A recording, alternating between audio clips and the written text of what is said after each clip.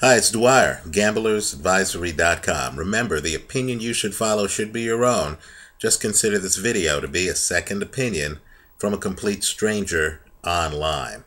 It's the day before the Selcuk Aydin, or Aydin, versus Robert Guerrero fight. Now, I already have a video up. People know that I feel strongly that Robert Guerrero is one of the best in the sport, pound for pound. There is a big question on this fight. It concerns weight. Guerrero has never fought at 147 pounds before. He's jumping multiple weight classes. But I feel that the talent level is so in Guerrero's favor that unless he gets caught by Aydin, he's going to win this fight. Let me point out that, in my opinion, Aydin has a problem handling movement. Right now, even though the fighters are roughly the same height, there is a length and stylistic difference between the two fighters. Guerrero can move. Right? He's not a runner. He subtly moves. He just forces you to shift your feet enough for him to come in and bust you up.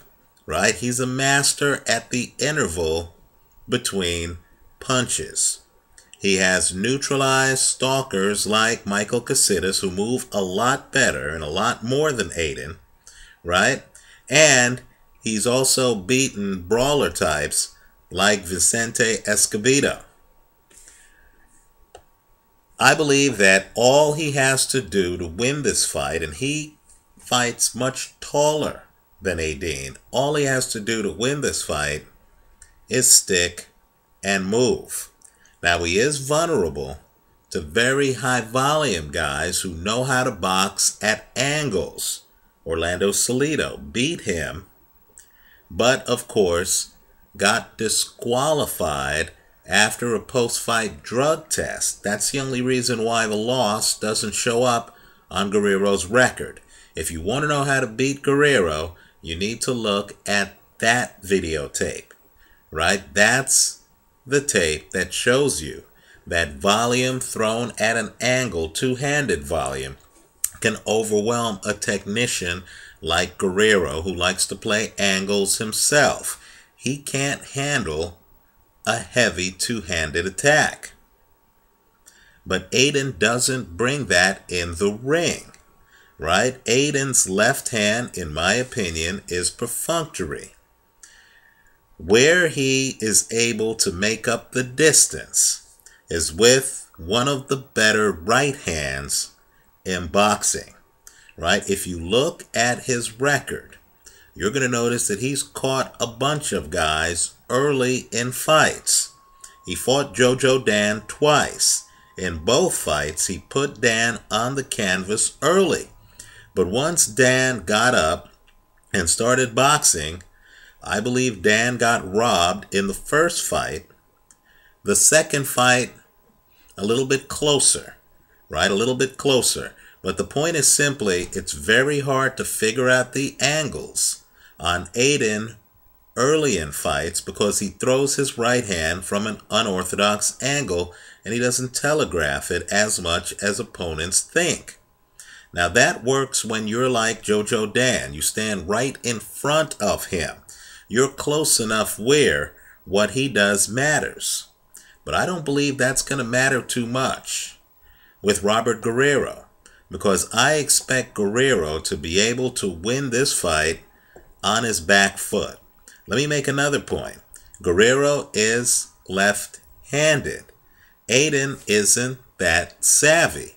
Not only is Guerrero going to be hard to find, he's going to be hard to find from a southpaw stance. Right? In my opinion, the way to play this is Guerrero to win the fight. And he could do it one of two ways. You know, literally the two ways. He could either stop Aydin as this fight progresses, because once he cracks Aydin's code, it's going to seem like target practice, right? Or he can just comfortably go to decision. If you look at his record, you're going to see that lately Guerrero has been going to decision. His last 3 fights went to a decision. And those last 3 fights were all fought at less than 140 pounds. This fight is at 147 pounds. So if he didn't have the power to close the show in those fights, one wonders whether, even with a distinct talent advantage, right, and just view Guerrero as a guy who can throw combinations behind a jab, right, who is not quite in front of you but is close enough to you to touch you and is forcing you to move your feet, right? My point is simply, the jump in weight might diminish Guerrero's punching power, right, which wasn't a plus at 135 pounds. Nonetheless, don't rule out the possibility that he starts hitting Aydin so cleanly in the 8th, 9th, 10th, 11th rounds that the referee doesn't jump in to stop this fight, right? And of course, Guerrero can then just decide if he wants to fight on his back foot and win a comfortable decision.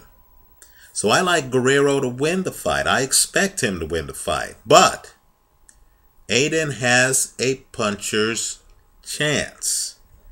Aydin has an explosive right hand in fights, even when a guy has an obvious weapon. As fighters tire, you'll be surprised how a guy with an explosive right hand will be able to land that right hand at least 2 or 3 times over 12 rounds. And given the fact that Aydin has been successful in dropping numerous men early in fights, you need to be very conscious of the fact that Guerrero is going to be walking on eggshells for at least the first, let's say 4 or 5 rounds of this fight. Once he gets by those rounds, I believe he's going to have the success in the later rounds that Jojo Dan and Saeed Kwali, who lost a controversial split decision to Aydin a few years ago, had in the later rounds once they cracked his code and were able to do damage. Also, don't lose sight of the fact that Robert Guerrero is from Gilroy, California, and that the match is happening literally in his home arena, right? The Coliseum here in San Jose. And so you're going to have a lot of Guerrero fans in the crowd. I believe that Aydin is making the mistake of believing that he can walk through Robert Guerrero. I think what he's going to find is that he's literally fighting a ghost, right? That's Guerrero's nickname. I think as he comes forward, Guerrero is going to start circling him. Guerrero's highly skilled, so he's not going to run. He's just going to move laterally. He's going to circle him. He's going to start firing off combinations. I believe Aydin is going to get busted up. He's going to start to get desperate. He simply doesn't have the volume, nor does he have the left hand to pretend he's Orlando Salido, right? So as he gets desperate, he's going to find himself walking into, in my opinion, straight left hands from southpaw Robert Guerrero, right? Even though Guerrero's fighting out of weight class, it could be a late stoppage. It could be Guerrero by decision. Okay, if Guerrero gets sloppy, and we've seen this happen in fights, right? Lennox Lewis, Hasim Rahman. If Guerrero gets sloppy, there is a possibility he could get knocked out if Aydin, who needs to time everything, is able to land him with the right hand. But understand what that means. Even when you're fighting a big puncher, if that big puncher only has one hand, and if you're a technician, like Guerrero is, Guerrero might simply choose to ignore Aydin's left hand and might simply allow Aydin to land innocuous left hands on him while he goes to town. That would allow him to get closer to Aydin, right, just to watch the right hand and to completely bust him up. I like Guerrero in this fight. Hedged against Aydin by KO, I do not see Aydin winning a decision, nor do I believe Aydin can come close to winning a decision. I think he's in against a superior technician. Let me know what you think. Oh, let me just say this too. The shenanigans that took place at the weigh-in, who cares? I mean, the bottom line is, once the bell rings, it's not about what the guys think about each other.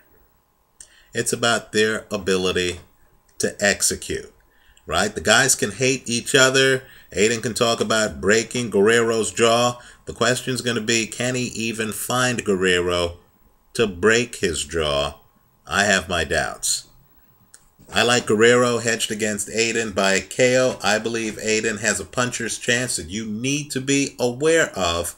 But even though he's an unbeaten fighter, I don't believe he has anything else. I'm expecting him to get dissected. I'm expecting Guerrero to win either a wide decision or to get a late stoppage. Also, I know I'm going to hear about Joel Casamayor dropping Guerrero late in their fight. First of all, understand that Casamayor is a complicated fighter, right? He's a guy who dropped Michael Casitas multiple times in a fight. Not only that, he's a southpaw. He's the opposite of Aydin. Aydin is a power puncher who isn't much of a technician. Casamayor, and I don't care how old he is, Casamayor is a technician who, is going to try a lot of things in the ring. At his age now, he might not have the reflexes of a younger opponent, but he certainly has the ring savvy, right? So I'm not that surprised that Casamayor had some moments against Robert Guerrero. What I'm telling you is I don't believe Aydin has the ring savvy. I believe he's just a power puncher who, when he has stepped in with more technically gifted fighters, Jojo Dan, Saeed Kwali, he's had problems, right? That first Dan fight officially split decision. The Kwali fight, split decision. What that means is that if he doesn't take you out early, once that power fades a bit, he's going to have all kinds of problems, right?